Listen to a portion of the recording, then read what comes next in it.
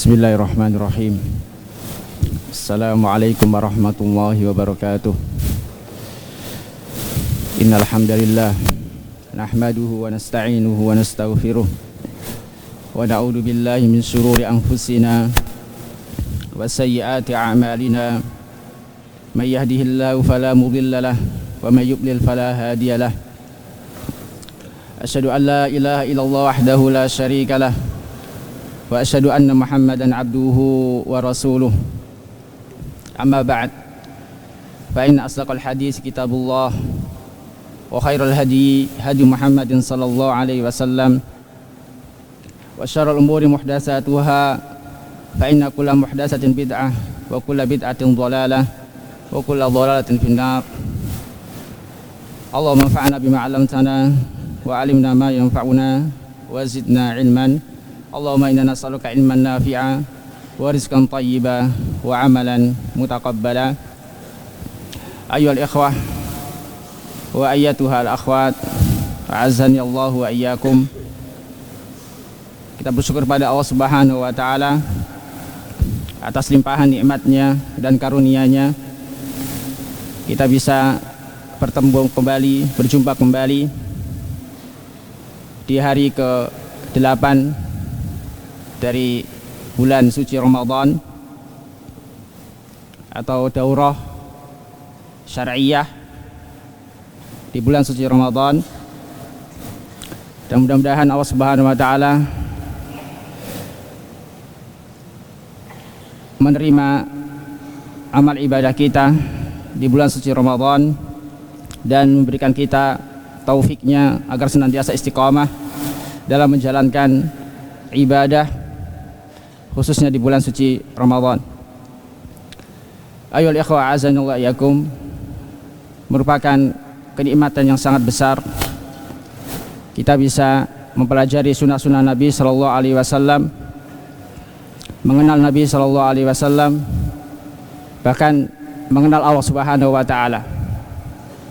Karena sebagaimana yang kita ketahui bahwasanya kitab yang kita pelajari adalah berkaitan dengan hak-hak Allah Subhanahu wa taala yang dikabarkan oleh Nabi sallallahu alaihi wasallam melalui sunnah-sunnah beliau, melalui hadis-hadis beliau sallallahu alaihi wasallam. Padahal beliau sudah lama wafat, sekitar 1500 tahun yang lalu atau 1400 tahun yang lalu beliau telah meninggalkan kita. Akan tapi dengan memuji Allah Subhanahu wa taala, Allah teruskan dakwah beliau melalui para ulama, dari para sahabat, tabi'in dan tabi'ut tabi'in sampai zaman kita sekarang, sehingga kita bisa mempelajari sunnah-sunnah Nabi sallallahu alaihi wasallam. Mudah-mudahan kita termasuk umat Nabi SAW yang akan diberikan syafaat kelak di yaumil qiyamah. Ma'asyiral muslimin rahimani wa rahimakumullah. Melanjutkan kajian kita dari kitab Al-Arba'in fi Huquqi Rabbil Alamin karya Syekh Anis Al-Mus'abi hafidhahullah ta'ala. Dan alhamdulillah kita sudah sampai pada hadis ke-10, hadis sahabat Sabit ibn Dhahhak, hadis dari sahabat Sabit ibn Dhahhak, yang mana masih dalam pembahasan tentang ad-dabah, yaitu menyembelih. Pada pertemuan sebelumnya kita telah membahas terkait hukum menyembelih. Menyembelih terkadang hukumnya sunnah, terkadang wajib, terkadang haram, dan terkadang mubah. Kapan menjadi wajib atau sunnah? Apabila ditujukan untuk Allah Subhanahu wa taala, atau apabila dia menyembelih karena Allah Subhanahu wa taala sesuai dengan syariat Nabi sallallahu alaihi wasallam. Telah kita sebutkan di antara menyembelih karena Allah Subhanahu wa taala atau yang termasuk ibadah di antaranya adalah al-udhiyah. Kurang lebih ada 5. Pertama al-udhiyah, yaitu menyembelih ketika datang bulan suci Dzulhijjah atau di hari ke-10 Dzulhijjah, 11, 12 dan 13. Ini kita disyariatkan untuk menyembelih hewan kurban yang hukumnya sunnah. Hukumnya sunnah bagi yang mampu. Kemudian al-aqiqah. Yang kedua al-aqiqah. Ini khilaf di antara para ulama terkait hukumnya. Ada yang mengatakan wajib, ada yang mengatakan sunnah. Ini bagi yang diberikan oleh Allah Subhanahu wa taala rizki berupa anak, maka disyariatkan di hari ke-7 untuk menyembelih kambing. Kalau laki-laki disuruh untuk menyembelih 2 kambing, kalau anaknya perempuan maka cukup 1 kambing. Ini menurut pendapat yang rajih hukumnya sunnah. Yang ketiga, yang ketiga sembelihan yang sifatnya wajib, seperti al-hadiyu. Al-hadiyu ini bagi jamaah haji yang melakukan haji dengan cara tamattu. Jadi ada 3 cara berhaji. Pertama at-tamattu, al-qiran dan al-ifrad. Adapun yang diwajibkan untuk membayar hadiyu dengan menyembelih kambing adalah bagi yang memilih tamattu dan qiran. Adapun penjelasan apa itu haji tamattu, apa itu haji qiran bisa dilihat di bab al-hajj, tentang haji, tentang hukum haji. Ini sifatnya wajib, sembelihan yang sifatnya wajib. Selanjutnya yang sifatnya wajib juga adalah berkaitan dengan haji juga, khususnya bagi yang meninggalkan wajibatul hajj. Bagi yang meninggalkan wajibatul hajj, maka wajib baginya menyembelih hewan berupa kambing atau sapi. Ini hukumnya wajib karena dia telah meninggalkan salah satu kewajiban dari kewajiban haji, seperti misalnya dia tidak mabit di Mina atau dia tidak memakai ihram. Ini diantara wajibat min wajibatil hajj yang harus dilaksanakan. Apabila luput atau tidak bisa melaksanakannya, maka wajib membayar dam. Atau yang kelima, yang sifatnya sunnah, seorang menyembelih baik kambing atau sapi, tentunya dengan cara yang syar'i, yang dia niatkan untuk disedekahkan ke saudaranya atau ke temannya atau ke kerabatnya. Ini sifatnya sunnah, Jadi ada 5, 2 hukumnya wajib dan 3 hukumnya sunnah. Sebagiannya dibersihkan oleh para ulama seperti akikah. Ini khilaf di antara para ulama. Ini yang pertama, menyembelih yang hukumnya wajib atau sunnah, atau dalam rangka ibadah kepada Allah Subhanahu wa taala. Adapun yang kedua, menyembelih yang hukumnya haram. Puncak dari keharaman di sini adalah apabila dia menyembelih kepada selain Allah Subhanahu wa taala. Seperti dia menyembelih kambing atau sapi atau hewan ternak yang lain yang mana dia tujukan untuk penghuni laut atau penghuni gunung atau jin dan yang lainnya, bukan karena Allah Subhanahu wa taala. Tujuannya bukan karena Allah Subhanahu wa taala.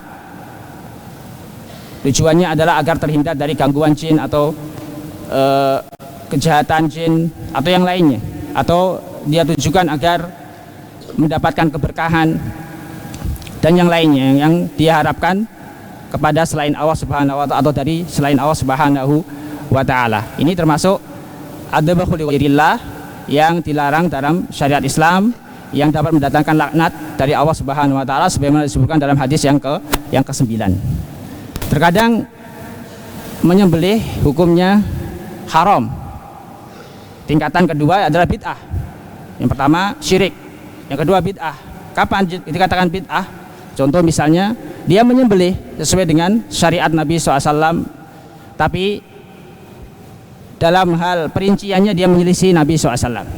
Contoh misalnya disyariatkan di tanggal 10, 11, 12, 13 Hijriah menyembelih binatang korban, yang mana diantaranya adalah kambing, sapi dan sejenisnya, dan juga onta.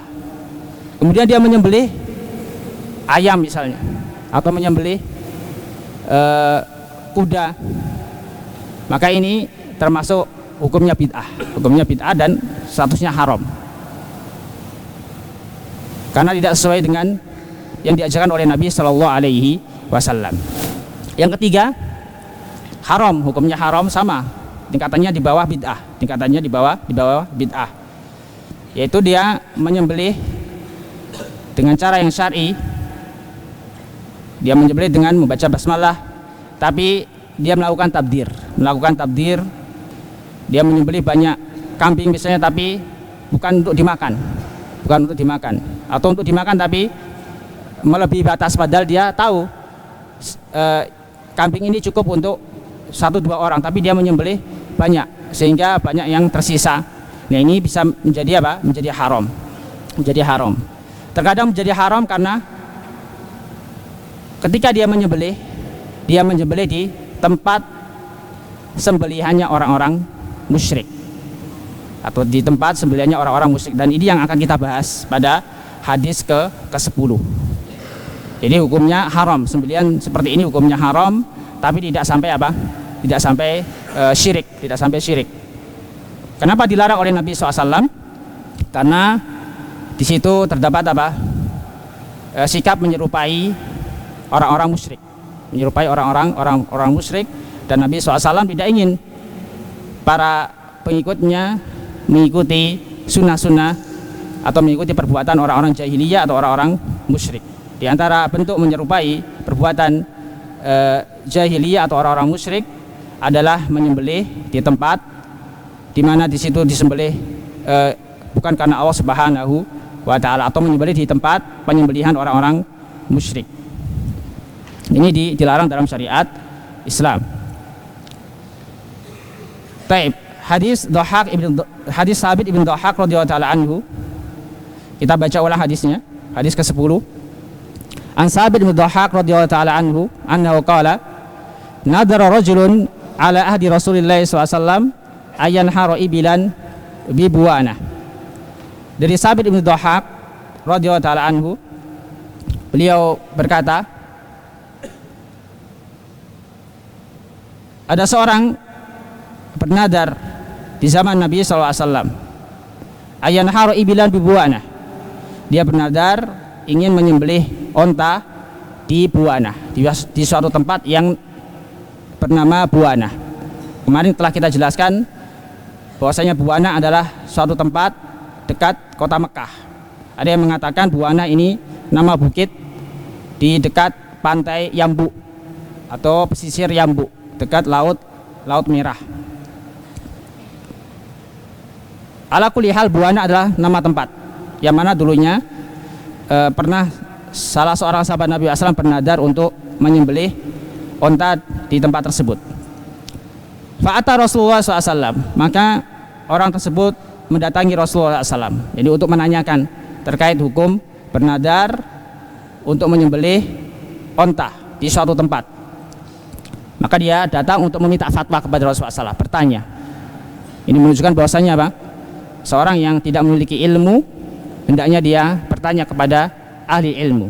Allah SWT berfirman, fas'alu ala dzikri in kuntum la ta'lamun. Tanyakanlah kepada ahli dzikri, yaitu para ulama, jika kalian tidak mengetahui. Maka apabila kita memiliki permasalahan suatu hukum yang kita tidak mengetahui, maka hendaknya kita bertanya kepada ahli ilmu. Sebagaimana para sahabat dahulu ketika memiliki permasalahan, mereka bertanya kepada Nabi sallallahu alaihi wasallam. Faqala inni nadartu an anhara ibila bibuana. Sesungguhnya aku bernadar untuk menyembelih onta di Buana. Maka apa kata Rasulullah SAW? Faqala Rasulullah SAW, hal kana fiha wasan min awsanil jahiliyati yu'bad. Rasulullah SAW tidak langsung menjawab. Karena apa? Karena pertanyaannya masih global.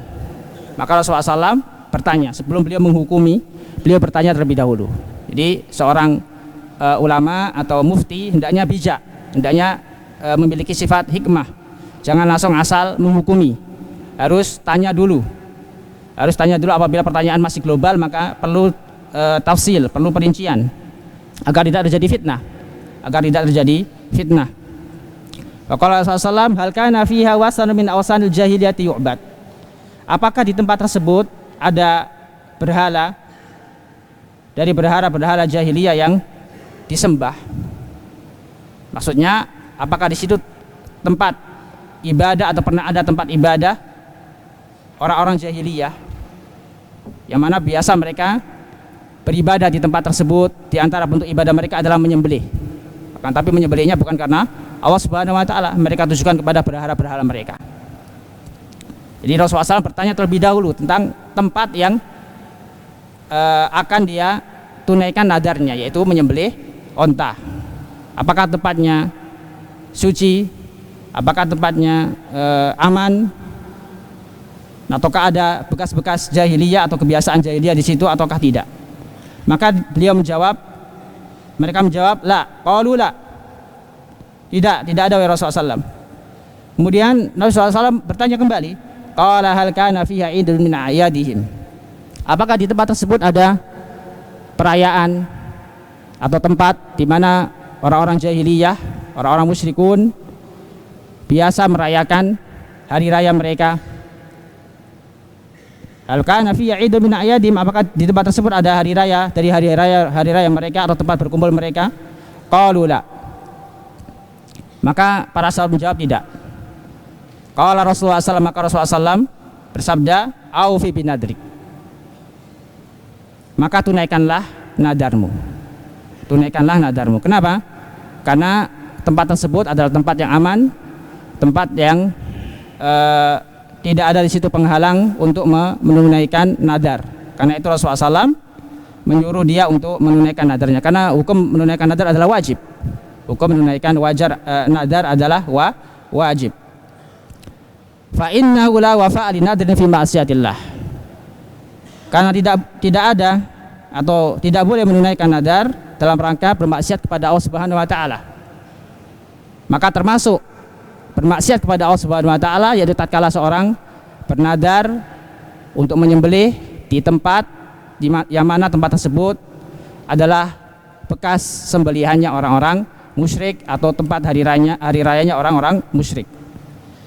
Wala fi ma la yamliku banu Adam, dan tidak boleh menunaikan nadar dalam hal-hal yang tidak dimiliki oleh Banu Adam. Contoh seperti yang kita jelaskan kemarin, contoh misalnya seorang bernadar ingin menikahkan anak tetangganya dengan si fulan. Nah, ini tidak boleh karena apa? Karena dia bukan walinya. Ayo ikhwah azani wa iyyakum. Hadis ini terdapat beberapa faedah. Pertama, terkait nadar, terkait hukum nadar. Dijelaskan oleh para ulama terkait hukum nadar. Pertama, apa itu nadar? Yang dimaksud dengan nadar adalah seorang mewajibkan untuk dirinya sendiri sesuatu yang bukan wajib. Seorang muslim mewajibkan untuk dirinya sesuatu yang bukan wajib. Contoh misalnya dia bernadar ingin sholat di Masjid Nabawi misalnya. Ingin sholat di Masjid Nabawi, bernadar. Atau dia ingin seperti dalam hadis ini menyembelih onta. Ingin menyembelih onta. Dia mengatakan, demi Allah aku akan menyembelih onta misalnya di tempat ini, di Buana misalnya seperti dalam hadis ini. Atau demi Allah aku akan sholat di Masjid Nabawi atau di Masjid Jami' Al-Furqan misalnya tiap hari misalnya. Maka ketika dia mengucapkan nadar tersebut, maka dia wajib menunaikan.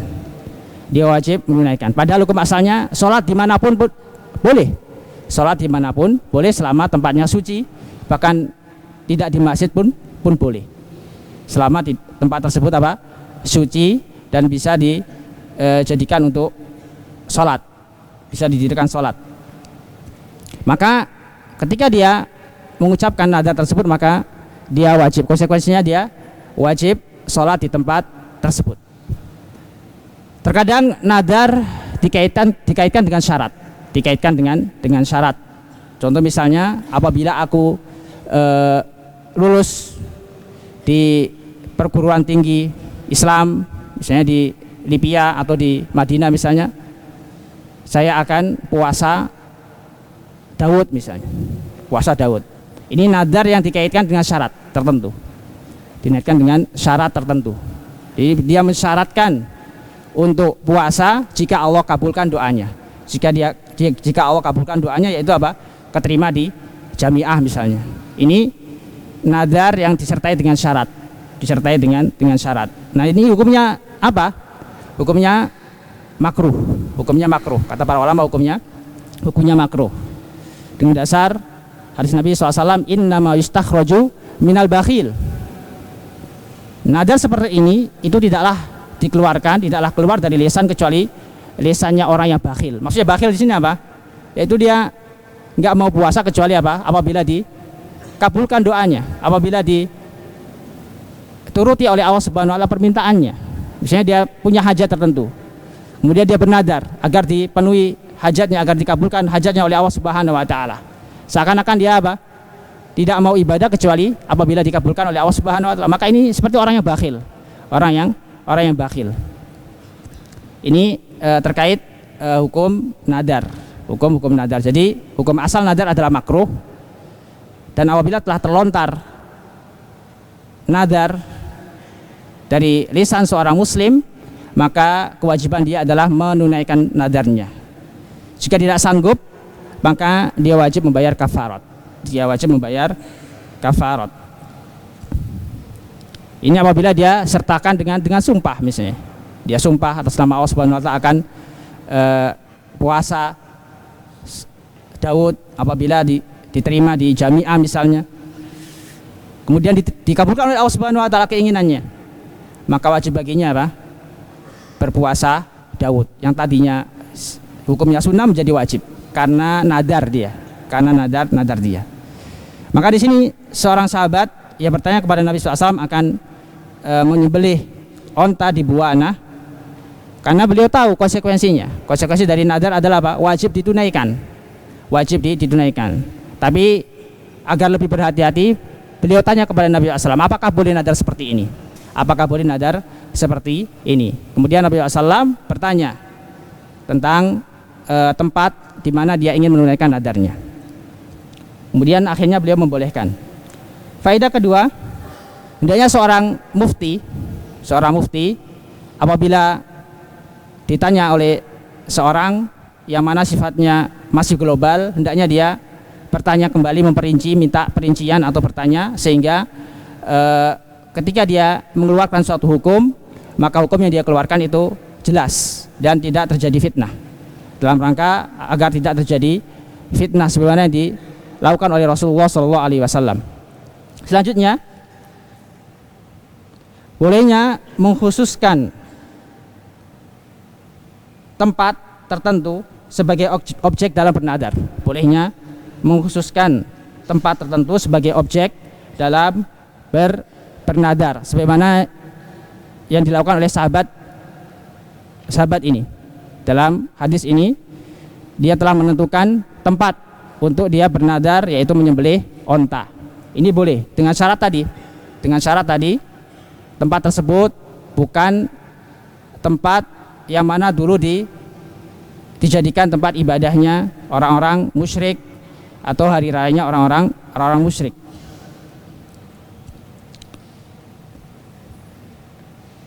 Faedah selanjutnya, larangan bernadar untuk beribadah di tempat orang-orang musyrik meskipun sudah tidak dijadikan sebagai tempat ibadah.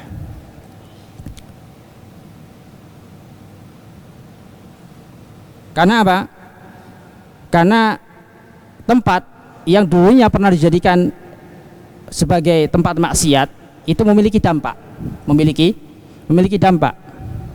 Karena itu Nabi SAW bertanya kepada sahabat yang ingin bernadar di suatu tempat.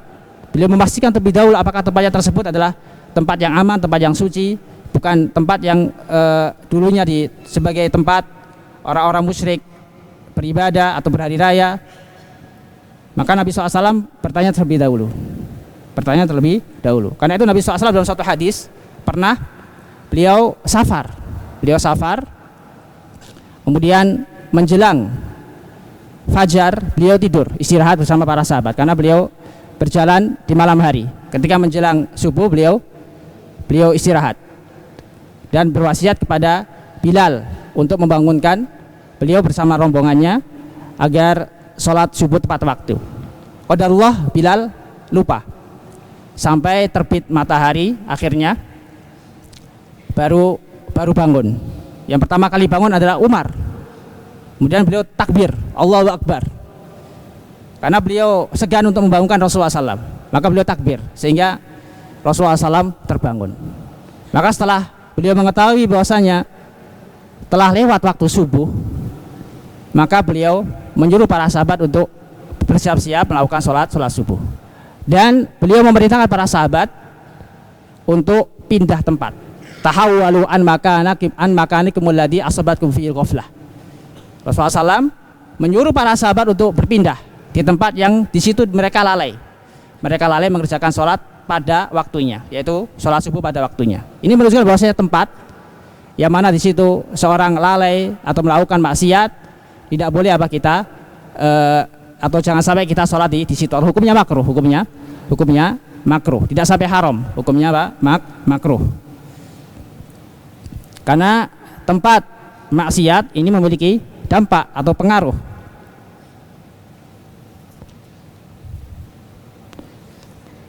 Selanjutnya, faedah selanjutnya dari hadis yang mulia ini, larangan menyembelih di tempat atau di tempat yang dijadikan hari raya oleh orang musyrik. Larangan menyembelih di tempat yang mana tempat tersebut pernah dijadikan oleh orang-orang musyrik sebagai tempat hari raya. Yang keenam, tidak boleh menunaikan nadar apabila nadar tersebut merupakan maksiat kepada Allah Subhanahu wa taala. Tidak boleh menunaikan nadar apabila nadar tersebut mengandung maksiat kepada Allah Subhanahu wa taala. Nabi SAW pernah bersabda, "Man nadara ay yuti Allah falyuti'hu, wa man nadara ay ya'siyahu fala ya'sihi." Barang siapa yang bernadar untuk mentaati Allah Subhanahu wa taala, maka hendaknya dia taati Allah, hendaknya dia tunaikan nadarnya. Karena nadarnya apa? Dalam rangka mentaati Allah Subhanahu wa taala. Wa man nadara ay ya'siyahu, dan barang siapa yang bernadar untuk memaksiati Allah Subhanahu wa taala, maka janganlah dia bermaksiat kepada Allah Subhanahu wa taala. Artinya apa? Janganlah dia menunaikan nadar tersebut, nadar yang ada maksiatnya. Ini hukumnya haram. Maka dia wajib membayar kafarah.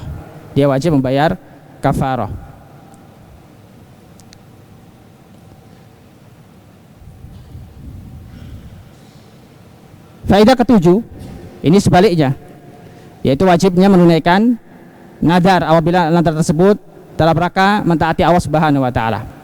Faedah ke-8, dalam hadis ini terdapat peringatan dari menyerupai atau tasabbuh terhadap orang-orang musyrik dalam beribadah, dalam berhari raya, meskipun tanpa maksud, meskipun dia tidak berniat untuk menyerupai mereka. Tidak berniat untuk menyerupai mereka atau tidak ada niatan untuk mengikuti mereka. Karena apa? Karena orang-orang awam akhirnya mungkin akan mengira atau menuduh bahwasanya ibadah kita sama seperti mereka. Ini yang ditakutkan oleh Rasulullah SAW, yang dikhawatirkan oleh Rasulullah SAW. Karena itu Nabi SAW pernah bersabda, "Man tashabbaha biqaumin fahuwa minhum." Barang siapa yang menyerupai suatu kaum, maka dia termasuk dari mereka. Tentunya hal ini dalam hal-hal yang menjadi kekhususan bagi mereka, yaitu sesuatu yang menjadi kekhususan bagi mereka, tidak boleh kita ikuti. Contohnya dalam hal-hal ibadah yang menjadi ciri khas orang-orang musyrik atau orang-orang kafir, maka tidak boleh kita ikuti. Barang siapa yang mengikuti atau menyerupai, maka dia telah bermaksiat kepada Allah Subhanahu wa taala.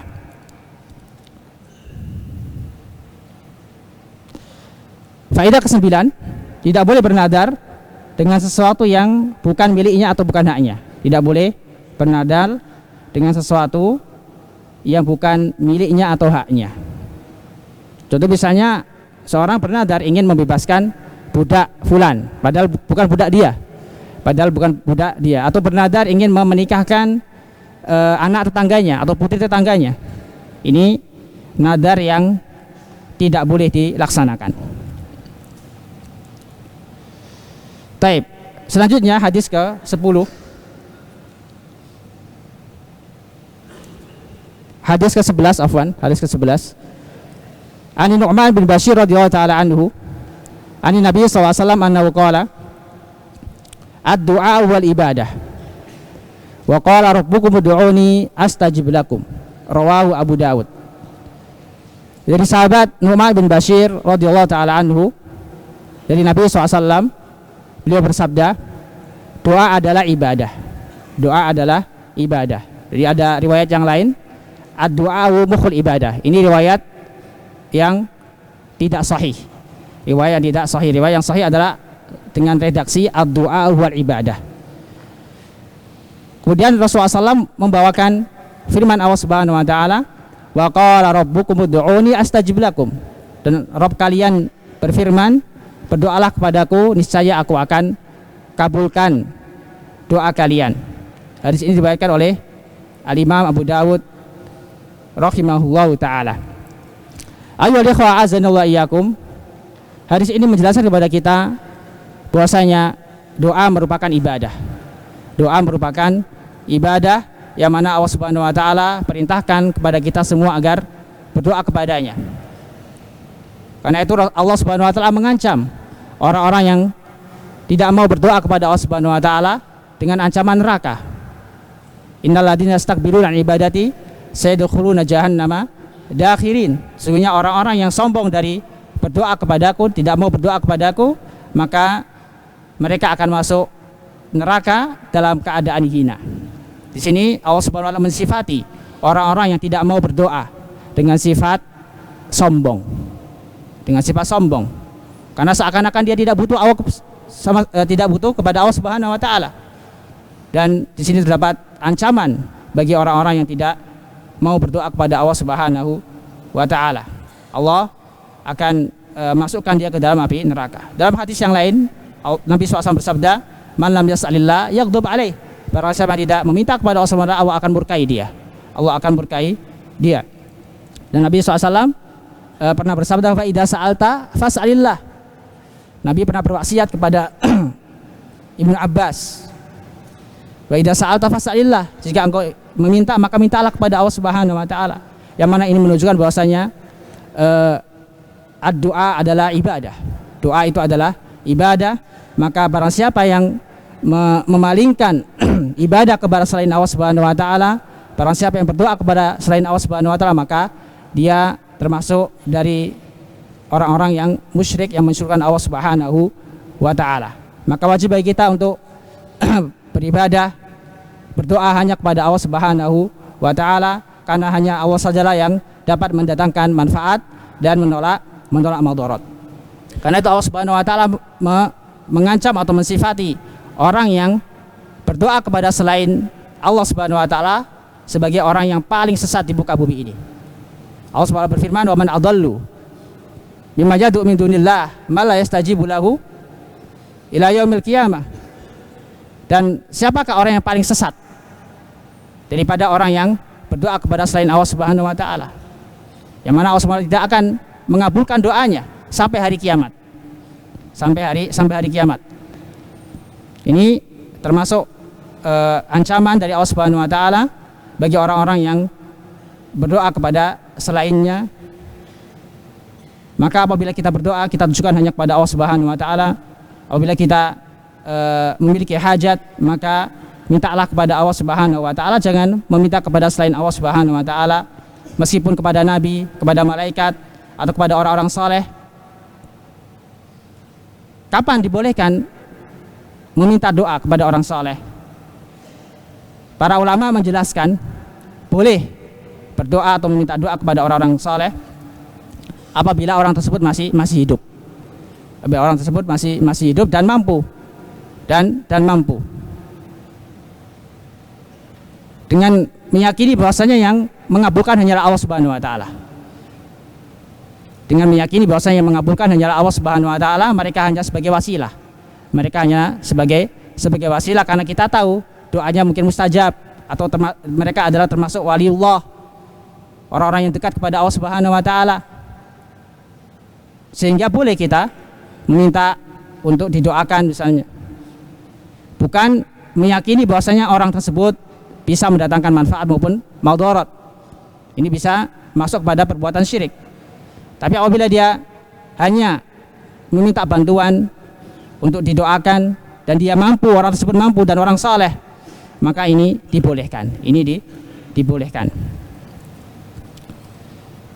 Dalam hadis ini disebutkan bahwasanya Allah Subhanahu wa taala memerintahkan kita untuk berdoa kepadanya. Dan Allah janjikan akan dikabulkan setiap doa yang kita minta kepada Allah Subhanahu wa taala. Ini menunjukkan bahwasanya doa itu ada dua. Doa al-ibadah wa doa al-mas'alah. Doa al-ibadah wa doa al-mas'alah. Apa perbedaan antara doa al-ibadah dengan doa al-mas'alah? Doa al-ibadah dan doa al-mas'alah. Doa al-ibadah wa sana'u 'ala Allah bi sifati wa asma'ihi, yaitu memuji Allah Subhanahu wa taala dengan sifatnya dan dengan nama-namanya. Dan termasuk doa ibadah, salat, puasa, zakat, haji, dan ibadah-ibadah yang lain ini termasuk apa? Termasuk doa ibadah. Sedangkan doa al-mas'alah, su'alul abdi rabbahu azza wa jalla hajatahu wa talabur rahmah wal maghfirah, yaitu seorang hamba meminta kepada Allah Subhanahu wa taala agar dikabulkan hajatnya. Dia meminta kepada Allah Subhanahu wa taala agar diberikan rahmat dan ampunan. Ini doa masalah. Jadi doa itu ada dua, doa al-ibadah dan doa al-mas'alah. Maka sholat kita merupakan doa, yaitu doa al-ibadah. Tatkala kita memiliki hajat, kemudian kita berdoa kepada Allah Subhanahu wa taala, maka ini masuk doa al-mas'alah. Doa al-mas'alah, dan bisa juga masuk doa al-ibadah, karena Allah lah yang memerintahkan kita untuk berdoa. Allah yang memerintahkan kita untuk berdoa. Wa qala rabbukum ud'uni. Ini perintah dari Allah Subhanahu wa taala yang menunjukkan kewajiban. Karena hukum asal dari perintah adalah lil wujub, sampai ada qarinah yang memalingkan dari yang wajib menjadi yang sunnah. Ada dalil yang lain yang menjelaskan bahwasanya hukumnya apa, wajib bukan sunnah. Maka di sini hukum asal dari berdoa kepada Allah Subhanahu wa taala adalah wajib. Setiap kita butuh kepada Allah Subhanahu wa taala.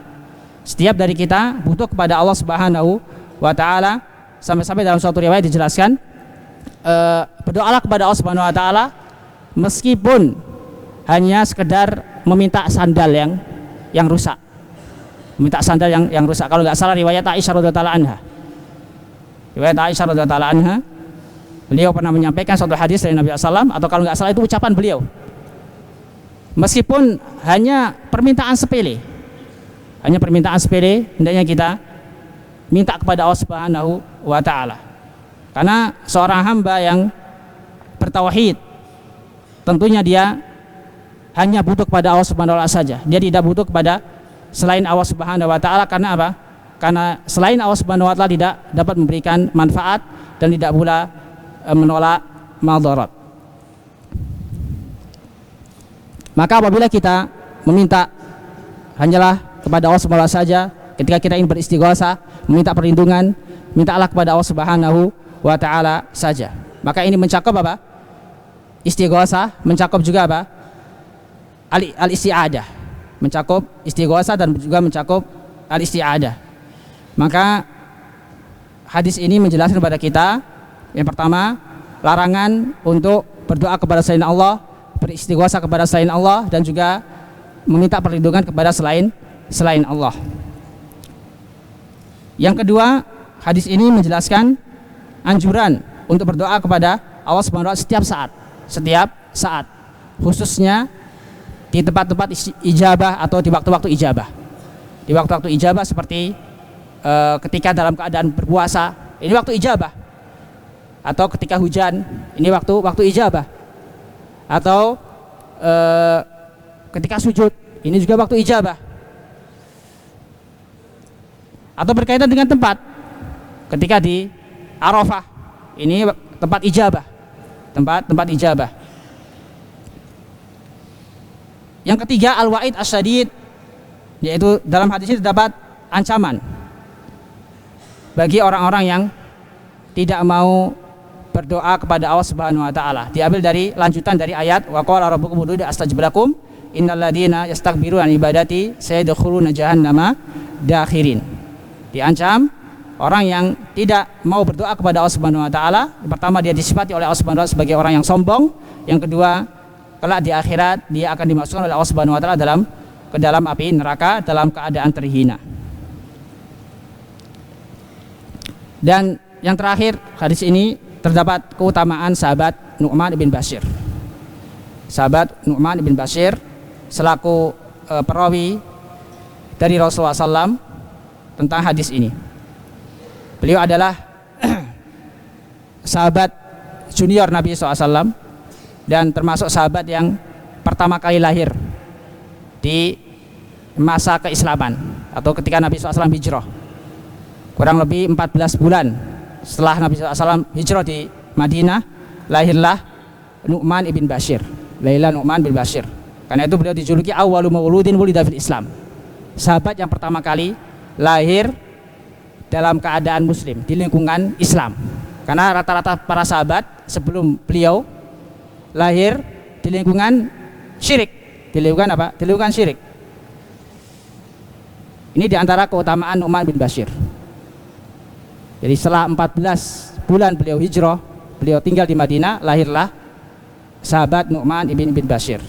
Fahuwa awwalu mauludin wulida fil Islam minal ansar, dari kalangan al-ansar. Beliau penduduk asli Madinah. Adapun bapaknya Bashir ibn Sa'ad al-Ansari al-Khazraji, beliau juga termasuk sahabat Nabi SAW. Beliau termasuk sahabat Nabi SAW. Taib. Adapun Nu'man, beliau meninggal pada tahun 65 Hijriah. Meninggal pada tahun 65 Hijriah di masa khalifah atau kekhilafahan Bani Umayyah. Di masa kekhilafahan Bani Umayyah, beliau wafat di kota Syam. Wafat di negeri Syam. Wafat di negeri Syam. Radhiyallahu taala anhuma. Ini sekilas terkait biografi atau tarjamah Nu'man bin Bashir radhiyallahu taala anhu selaku perawi dari hadis yang ke-11 ini. Selanjutnya hadis ke-12. An Umar radhiyallahu taala anhu annahu qala sami'tu an-nabiyya sallallahu alaihi wasallam yaqul la tutruni kama atratin nasara ibna Maryam fa innama ana abduhu faqulu abdullahi wa rasuluh. Rawahu al-Bukhari. Dari Umar radhiyallahu taala anhu, beliau berkata, aku mendengar Nabi SAW bersabda. Aku mendengar Nabi SAW bersabda, la tutruni, janganlah kalian memujiku atau berlebihan dalam memujiku. Jadi maksud dengan itra di sini adalah apa? Memuji dengan cara berlebihan, dengan hulu. Janganlah kalian hulu kepadaku. La tutruni, janganlah kalian hulu atau memujiku dengan cara yang berlebihan. Kama atratin nasara ibnu Maryam, sebagaimana orang-orang Nasrani memuji Nabi Isa ibnu Maryam dengan cara yang berlebihan. Fa innama ana a'buduhu. Fa innama ana abduhu. Karena sesungguhnya aku adalah hamba Allah Subhanahu wa taala. Faqulu, maka katakanlah Abdullah wa rasuluh. Aku adalah, yaitu Nabi SAW adalah hamba Allah dan Rasulnya. Dari sini diberikan oleh Imam Al-Bukhari. Ayo lihat azana wa iyyakum. Dalam hadis ini menjelaskan kepada kita bahwasanya al-ghulu, berlebih-lebihan dalam beragama adalah sifat yang tercela. Karena al-ghulu, berlebih-lebihan dalam beragama, bisa menyebabkan seorang terjerumus ke dalam perbuatan syirik.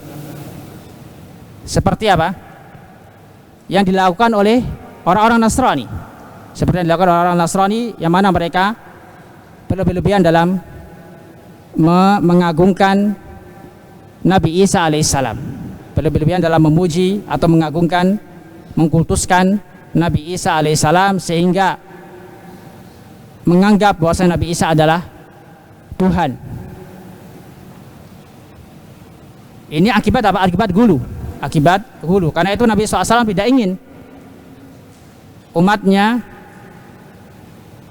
terjerumus ke dalam perbuatan yang dilakukan oleh umatnya Nabi Isa atau orang-orang Nasrani. Maka di sini Rasulullah SAW memperingatkan, la tutruni, jangan kalian berlebihan dalam memujiku. Jangan kalian berlebihan dalam memujiku, dalam menyanjungku, kama atratin Nasara ibnu Maryam, sebagaimana umat Nabi Isa, yaitu orang-orang Nasrani, yang mana mereka berlebihan dalam menyanjung Nabi Isa sehingga mereka menyembah Nabi Isa alaihissalam. Karena itu Allah Subhanahu wa taala sifat mereka dengan sifat kufur. Laqad kafara alladziina qalu inna Allah wa Isa bin Maryam. Telah kufur orang yang mengatakan bahwasanya Isa adalah, bahwasanya Allah adalah Isa, bahwasanya Allah adalah Isa. Ini kekufuran yang dilakukan oleh Nabi SAW. Jangan sampai terjadi kepada umat Nabi SAW. Dan termasuk perbuatan gulu kepada Nabi SAW, sebagaimana yang tersebar di kalangan kita terkait hadis-hadis maudhu atau hadis palsu, yang di situ terdapat apa? Sikap gulu kepada Nabi SAW. Di antara hadis yang menjelaskan tentang bahwasanya Nabi SAW diciptakan dari nur, diciptakan dari apa? Dari cahaya. Atau hadis yang menjelaskan bahwasanya Nabi Adam pernah bertawasul kepada Nabi SAW. Ini berasal dari hadis yang palsu. Bagaimana Nabi Adam bertawasul kepada Nabi Muhammad, padahal apa? Nabi Muhammad adalah anak keturunan beliau. Antara Nabi Muhammad dengan Nabi Adam berabad-abad atau waktu yang sangat panjang sekali. Bagaimana beliau mendapati zamannya Nabi Muhammad. Jadi ini diantara hadis-hadis palsu yang menyebabkan sebagian kaum muslimin ghulu kepada Nabi SAW. Di antaranya juga sebagian kaum muslimin meyakini bahwasanya Nabi SAW mengetahui ilmu gaib, bahwasanya Nabi SAW mengetahui ilmu gaib. Padahal dalam ayat jelas sekali dijelaskan bahwasanya Nabi SAW tidak mengetahui apa? Ilmu gaib. Walau kuntu a'lamul ghaib lastaksartu minal khair. Allah SWT menjelaskan dalam Al-Quran agar Nabi SAW menjelaskan kepada umatnya bahwasanya beliau tidak mengetahui ghaib. Jika sekiranya Nabi SAW mengetahui ghaib, maka Nabi akan memperbanyak berbuat kebaikan. Lau kuntu a'lamul ghaib lastaksartu minal khair wa ma massani yasu. Dan kalau sekiranya aku mengetahui ghaib, hal-hal yang ghaib, niscaya aku tidak akan terkena keburukan, tidak mungkin akan terkena apa? Gangguan. Kita tahu bahwa Nabi Muhammad SAW ketika perang Uhud, beliau apa? Terkena senjata atau gangguan dari orang-orang musyrik, sampai gigi geraham beliau lepas, sampai beliau berdarah. Ini menunjukkan bahwa Nabi SAW tidak memiliki pengetahuan gaib sedikitpun kecuali yang dikabarkan oleh Allah Subhanahu wa taala. Maka orang-orang yang mengetahui atau mengaku-ngaku mengetahui ilmu gaib, maka ini adalah perbuatan yang batil yang menyelisihi sunnah Nabi SAW, atau termasuk perbuatan syirik orang-orang yang mengetahui ilmu gaib. Karena Nabi saja yang orang yang dekat dengan Allah Subhanahu wa taala tidak mengetahui ilmu gaib kecuali yang dikabarkan oleh Allah Subhanahu wa taala. Karena itu janganlah kita sampai tertipu dengan orang-orang yang bisa terbang di awan atau berjalan di atas air. Jangan sampai tertipu dengan orang-orang seperti itu. Karena Nabi kita yang mulia, Nabi Muhammad SAW, orang yang paling dekat dengan Allah Subhanahu wa Ta'ala, tidak memiliki kekuatan seperti itu kecuali yang diberikan oleh Allah Subhanahu wa Ta'ala. Seperti mukjizat Al-Quran, bisa mengeluarkan air dari jari jemari. Ini karena izin Allah Subhanahu wa Ta'ala. Karena izin Allah Subhanahu wa Ta'ala untuk menjelaskan bahwasanya beliau adalah utusan Allah. Tujuannya adalah untuk menjelaskan bahwasanya beliau adalah utusan Allah Subhanahu wa Ta'ala. Maka tidak boleh bagi kita untuk berbuat ghulu atau menyanjung-nyanjung Nabi SAW di luar hak beliau SAW, atau bahkan sampai kepada menyamakan Nabi dengan Allah Subhanahu wa Ta'ala. Maka dalam hadis ini Nabi SAW menjelaskan faqul Abdullah wa rasuluh. Maka katakanlah bahwasanya Nabi SAW adalah hamba Allah dan Rasulnya. Perkataan hamba Allah menunjukkan bahwasanya Nabi SAW adalah seperti kita, yaitu manusia biasa. Manusia biasa. Tidak boleh diibadahi, tidak boleh diminta dimintai doa, karena beliau tidak bisa mendatangkan manfaat, bahwa tidak dapat menolak madarat, sebagaimana dilakukan oleh sebagian orang yang datang ke kuburan Nabi SAW, datang ke kuburan Nabi SAW untuk meminta kepada Nabi SAW. Maka di sini Nabi SAW menjelaskan bahwasanya beliau adalah Abdullah, hamba Allah Subhanahu wa Ta'ala yang tidak berhak untuk diibadahi. Wa rasuluhu, dan Nabi adalah Rasulullah SAW, maka beliau memiliki hak. Di antara hak beliau sallallahu alaihi wasallam adalah Rasulullah SAW adalah satu-satunya manusia yang wajib kita ikuti. Wajib kita ikuti, perintah beliau adalah perintah yang mutlak. Karena Allah SWT berfirman wa atiullah wa atiur rasul, dan taatilah dan taatilah Rasul. Maka mentaati Allah dan mentaati Rasul sifatnya adalah mutlak. Tidak boleh kita menyelisihi Allah dan Rasulnya. Ini adalah hak Rasulullah SAW yang harus kita penuhi. Harus kita penuhi. Adapun lebih dari itu, bahkan sampai mentuhankan Nabi SAW sebagaimana perbuatan orang-orang Nasrani, maka ini yang dikhawatirkan oleh Rasulullah SAW. Inilah yang dikhawatirkan oleh Rasulullah SAW sebagaimana yang disebutkan dalam hadis ini. Ma'asyiral muslimin rahiman wa rahimakumullah. Adapun faedah dari hadis ini, pertama, taujiih Nabi SAW ummatahu lil wasatiyah wal i'tidal fi haqqihi. Dalam hadis ini terdapat wasiat atau arahan dari Nabi SAW kepada umatnya agar bersifat wasatiyah, pertengahan dalam menunaikan haknya. Pertengahan, tidak gulu dan tidak menyia-nyiakan hak Nabi SAW. Tidak gulu berlebihan sehingga mempertuhankan Nabi waliyadzubillah, atau tidak menyepelekan Nabi SAW dengan cara meninggalkan sunnah-sunnah Nabi SAW, tidak mau mengikuti sunnah-sunnah Nabi SAW. Maka Ahlussunnah wal Jamaah adalah wasat baina ahli al-ghulu wa baina ahli tafrid. Ahlussunnah wal Jamaah adalah pertengahan antara orang yang berbuat ghulu dan orang-orang yang menyia-nyiakan sunnah Nabi Sallallahu Alaihi Wasallam, dan meyakini bahwasanya Nabi Muhammad SAW adalah hamba Allah dan juga Rasulullah SAW yang wajib diikuti dan wajib dibenarkan seluruh ucapannya dan ditiru semua perbuatannya. Faedah kedua, bolehnya menyebutkan kesesatan orang-orang yang sesat. Bolehnya menyebutkan perbuatan orang-orang yang sesat. Seperti apa? Di sini hadis ini disebutkan apa? Kesesatan orang-orang Nasrani. Orang-orang Nasrani. Kama atratin Nasara ibnu Maryam. Boleh bagi kita untuk menyebutkan kesesatan orang lain dalam rangka apa? Memperingatkan orang lain agar tidak terjerumus atau tersesat seperti orang-orang yang tersesat, atau dalam rangka membentengi diri atau melindungi diri agar jangan sampai menyerupai atau mengikuti orang-orang yang telah tersesat.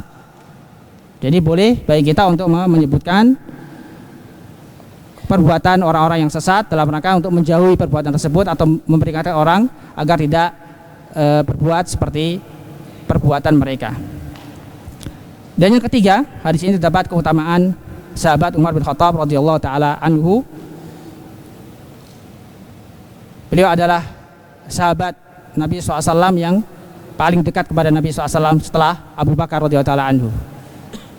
Anak beliau yaitu Hafsah binti Umar merupakan istri Nabi SAW, dan beliau termasuk sahabat Nabi SAW yang diangkat oleh kaum muslimin sebagai khalifah setelah meninggal Abu Bakar radhiyallahu taala anhu. Setelah meninggal Abu Bakar radhiyallahu taala anhu, menunjukkan bahwasanya Umar adalah umat Nabi SAW yang paling mulia setelah Abu Bakar. Yang paling mulia setelah Abu Bakar adalah Umar bin Khattab radhiyallahu taala anhu. Maka orang-orang yang membenci Umar bin Khattab, maka dia telah membenci Rasulullah SAW, membenci kekasih Rasulullah SAW. Seperti orang-orang Syiah yang membenci Umar, bahkan mengkafirkan Umar bin Khattab radhiyallahu taala anhu. Dan beliau orang yang pertama kali dijuluki dengan Amirul Mukminin, dengan sebutan Amirul Mukminin. Dan banyak sekali kebaikan Umar bin Khattab terhadap Islam dan kaum muslimin yang bisa kita rasakan sampai sekarang. Radhiyallahu taala anhu. Beliau wafat pada tahun ke-23 Hijriah. Pada tahun ke-23 Hijriah beliau wafat di tangan orang Majusi yang bernama Abu Lu'lu'ah. Ayyuhal ikhwah azanillahu iyyakum. Selanjutnya hadis ke-13. Qala al-muallif rahimahullah, qala al-muallif hafidhahullah, an Aisyah radhiyallahu ta'ala anha anna umma Habibata wa umma Salamata dzakarata kanisatan ra'ainaha bil Habasyah fiha tasawiru li Rasulillah sallallahu alaihi wasallam. Wa qala Rasulullah sallallahu alaihi wasallam, inna ulaika idza kana fihimur rajulus salihu famata banau ala qabrihi masjida wa sawwaru fihi tilka suwar ulaika syirarul khalqi indallahi yaumal qiyamah. Muttafaqun alaih. Dari Ummul Mukminin Aisyah radhiyallahu taala anha,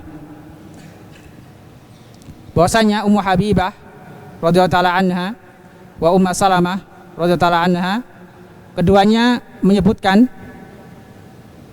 kepada Nabi SAW kanisatan, gereja yang pernah keduanya lihat ketika keduanya berada di negeri Habasyah. Fiha tasawir, yang mana di dalamnya terdapat, atau di gereja tersebut terdapat gambar-gambar atau patung-patung atau gambar-gambar. Maksudnya adalah gambar-gambar orang-orang saleh, orang-orang yang saleh. Mereka pajang di gereja mereka, karena orang Habasyah beragama Nasrani. Mereka beragama Nasrani. Di sini Ummu Habibah dan Ummu Salamah menceritakan keadaan mereka berdua ketika mereka berdua berada di negeri Habasyah, ketika hijrah di negeri Habasyah. Maka Rasulullah SAW mengomentari cerita keduanya. Faqala Rasulullah SAW, inna ulaika idza kana fihimur rajulus salih. Sesungguhnya mereka, orang-orang yang memajang foto-foto atau gambar-gambar orang-orang saleh mereka di tempat ibadah mereka. Idza kana fihimur rajulus salih, apabila ada di kalangan mereka orang yang saleh, famata, kemudian dia meninggal, banau ala qabri masjidah, mereka membangun di atas kuburan orang saleh tersebut tempat ibadah. Wasawwaru fihi tilkas suwar, kemudian mereka memasang gambar-gambar pada tempat ibadah tersebut. Maksudnya foto orang saleh tersebut dipajang di tempat ibadah mereka. Tujuannya apa? Agar ketika ibadah mereka khusyuk ibadahnya, merasa dekat kepada Allah Subhanahu wa taala. Karena merasa beribadah dekat orang-orang saleh. Ulaika syirarul khalqi indallah. yaumal qiyamah. Mereka adalah seburuk-buruk makhluk di sisi Allah Subhanahu wa taala kelak di hari kiamat. Muttafaqun alaih.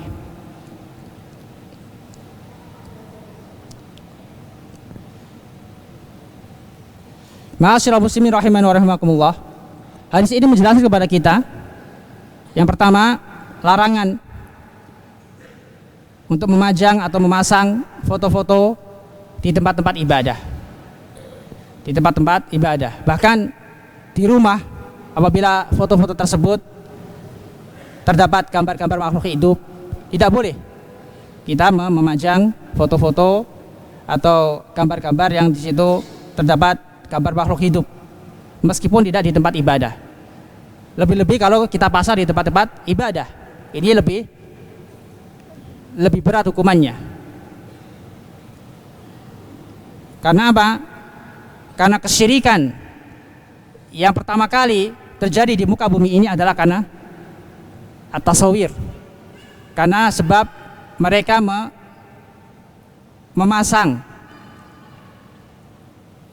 yaitu di zaman Nabi Nuh, mereka memasang atau membuat patung-patung orang-orang soleh mereka.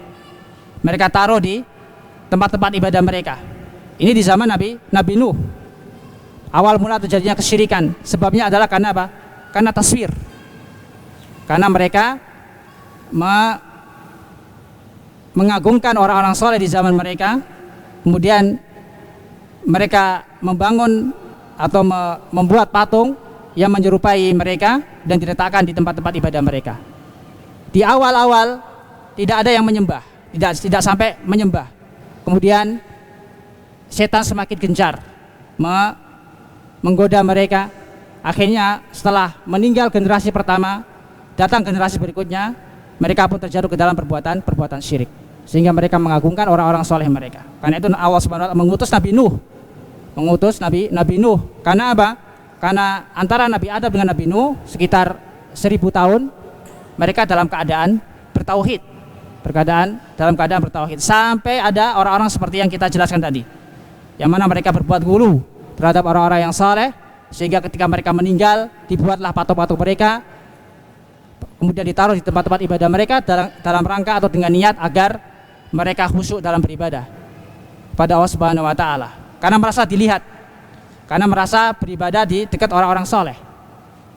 Antum bisa rasakan ketika antum sholat di samping orang yang soleh, gimana? Berbeda ketika sholat di samping orang yang biasa saja, teman antum misalnya.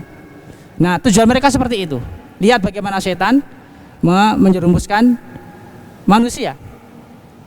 Jadi misi terbesar setan adalah bagaimana manusia tersebut itu terjatuh ke dalam perbuatan syirik. Kalau nggak bisa, baru misi selanjutnya, bagaimana dia berbuat bid'ah. Jadi kalau nggak bisa menyesatkan manusia untuk berbuat syirik, langkah selanjutnya adalah bagaimana dia bisa berbuat bid'ah. Kalau misalnya orang tersebut orang yang bertauhid, berusaha agar apa? Orang tersebut beribadah tidak sesuai dengan tuntunan Nabi SAW, menganggap baik amalan-amalan tertentu misalnya, yang mana tidak pernah dicontohkan atau diajarkan oleh Nabi SAW. Kalaupun tidak sanggup, karena orangnya termasuk orang yang ahlu sunnah, tinggal di kehidupan yang sunnah, lingkungan yang sunnah, maka langkah selanjutnya adalah apa? Dia berusaha, yaitu setan berusaha untuk menjerumuskan orang tersebut ke dalam perbuatan dosa besar. Kalau nggak sanggup, selanjutnya dibuat sibuk untuk mengerjakan perbuatan yang dilarang, dosa-dosa kecil, atau disibukkan dalam perbuatan-perbuatan yang mubah sifatnya, melakukan perbuatan yang mubah seperti game dan yang lainnya. Ini langkah-langkah setan dalam menggoda manusia. Karena itu Allah Subhanahu wa taala berfirman, la tattabi'u khutuwati syaitan, janganlah kalian mengikuti langkah-langkah setan. Kenapa dikatakan khutuwat? Karena setan dalam menggoda manusia itu selangkah demi selangkah, tidak sekaligus, tapi selangkah demi selangkah. Kalau nggak bisa diajak syirik, diajak berbuat bid'ah. Kalau nggak bisa diajak berbuat bid'ah, maka diajak berbuat maksiat, dosa-dosa besar. Kalau nggak sanggup, diajak untuk berbuat dosa-dosa kecil. Kalau nggak sanggup, dibuat sibuk mengerjakan yang mubah, mengerjakan yang mubah, sehingga apa, lalai ibadah, akhirnya terjerumus ke perbuatan dosa, kemudian akhirnya apa, perbuatan bid'ah, kemudian akhirnya apa, perbuatan syirik. Ini langkah-langkah setan dalam menggoda manusia. Maka awal perbuatan syirik adalah karena sebab apa? At-tasawir. Karena mereka mengkultuskan atau membuat patung-patung orang-orang soleh mereka, kemudian mereka taruh di tempat-tempat ibadah mereka. Meskipun bentuknya beda. Di awal terjadinya kesyirikan bentuknya patung. Kemudian apa?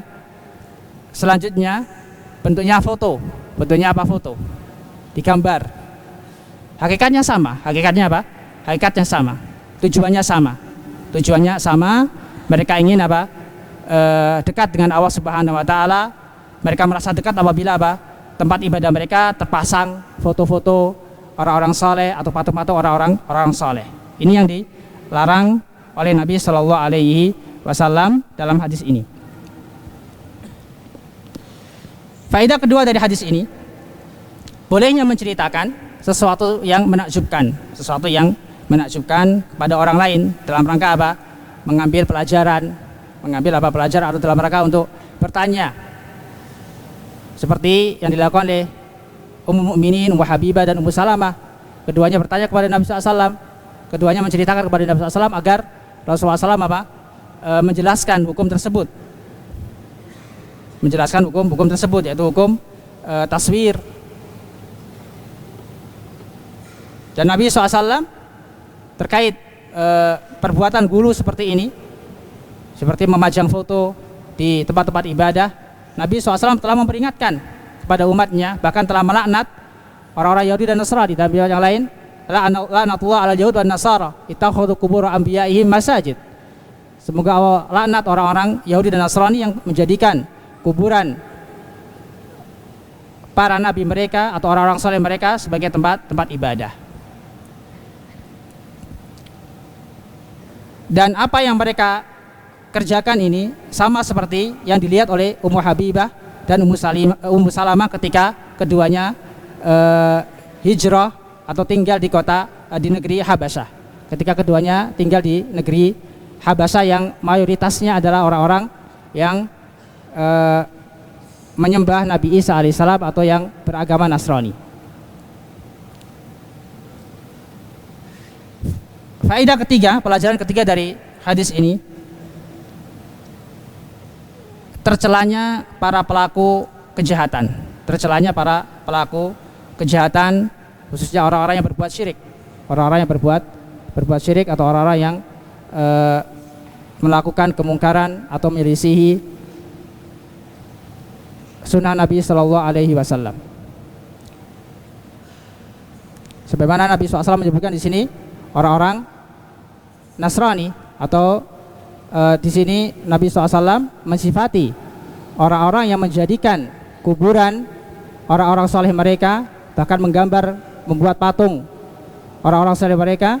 Nabi SAW mensifati sebagai orang yang paling buruk, makhluk yang paling buruk di sisi Allah Subhanahu wa taala kelak di hari kiamat. Karena mereka pintu pertama kali yang menyeret atau menyebabkan orang-orang setelahnya atau generasi setelahnya terjerumus ke dalam perbuatan yang dilarang oleh Allah Subhanahu wa taala.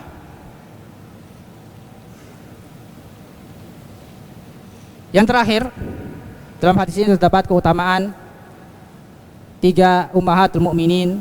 Mereka adalah Aisyah selaku perawi hadis ini, dan juga Ummu Habibah dan Ummu Salamah, yang keduanya telah menceritakan pengalaman keduanya ketika hijrah di negeri Habasyah.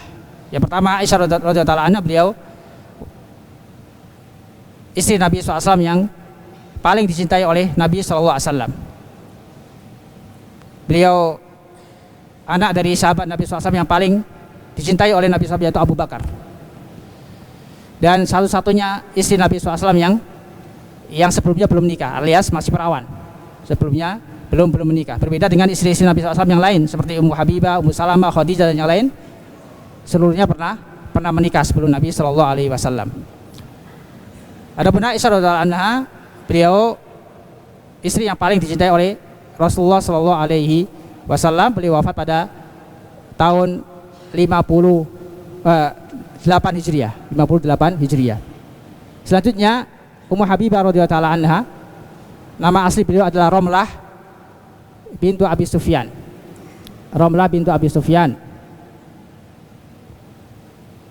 Sebelum menikah dengan Nabi SAW, beliau menikah dengan Ubaidullah ibn Jahas, yang dimana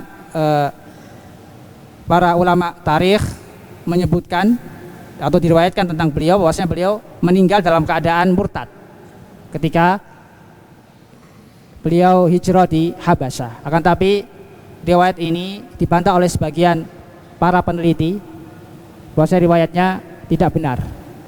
Di riwayat yang menjelaskan bahwasanya Ubaidullah ibn Jahas, adik ipar Nabi SAW atau kakak ipar Nabi SAW, karena Nabi SAW menikahi saudarinya yaitu Zainab binti Jahas. Riwayat ini ditentang oleh sebagian para ulama terkait ke kesahihannya. Wallahu taala alam, apakah beliau meninggal dalam keadaan muslim ataukah kafir. Kemudian beliau menikahi Ummu Habibah dengan mahar yang dikasih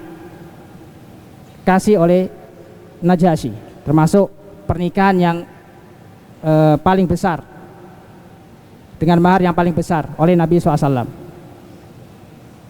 Ummu Habibah radhiyallahu taala anha, Romlah bintu Abi Sufyan, yang mana meninggal pada tahun 44 Hijriah. Selanjutnya Ummu Salamah, Hindun binti Abi Umayyah. Nama asli beliau adalah Hindun binti Abi Umayyah. Sebelum menikah dengan Nabi SAW, beliau menikah dengan Abu Salamah. Abu Salamah.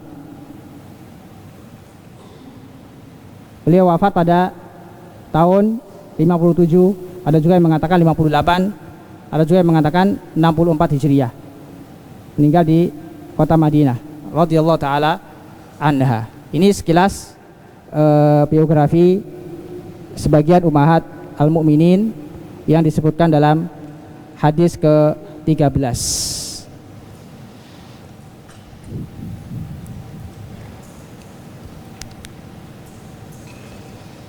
Selanjutnya hadis ke-14, kita bacakan saja hadisnya. Adapun fawaidnya kita lanjutkan insyaallah hari berikutnya. Al-hadis ar-rabi' asyar, hadis ke-14. An Abi Hurairah radhiyallahu ta'ala anhu annahu qala, dari sahabat Abu Hurairah radhiyallahu ta'ala anhu, beliau berkata, qila ya Rasulullah, man as'adun nas bi syafa'atika yaumal qiyamah. Rasul ditanya, wahai Rasulullah, siapakah orang yang paling bahagia dengan syafaatmu kelak di hari kiamat? Qala Rasulullah sallallahu alaihi wasallam bersabda, as'adun nas bi syafaati yaumal qiyamah, orang yang paling bahagia dengan syafaatku kelak di hari kiamat yaitu man qala la ilaha illallah, yang mengucapkan la ilaha illallah khalisan min qalbihi aw nafsihi, yang mana dia mengucapkan kalimat tersebut ikhlas dari hatinya atau dari jiwanya. Hadis riwayat Bukhari. Insyaallah kita akan jelaskan hadis terkait hadis syafaat ini di hari Senin insyaallah. Wallahu ta'ala alam. Nakhtatim bi qira'ah kafatul majlis, kita tutup dengan bacaan kafatul majlis. Subhanaka wa bihamdika asyhadu an la ilaha illa anta astaghfiruka wa atubu ilaik. Wa sallallahu nabi Muhammadin wa ala alihi washabihi wasallam. Wa akhiru da'wana alhamdulillahi rabbil alamin. Wassalamu alaikum warahmatullahi wabarakatuh.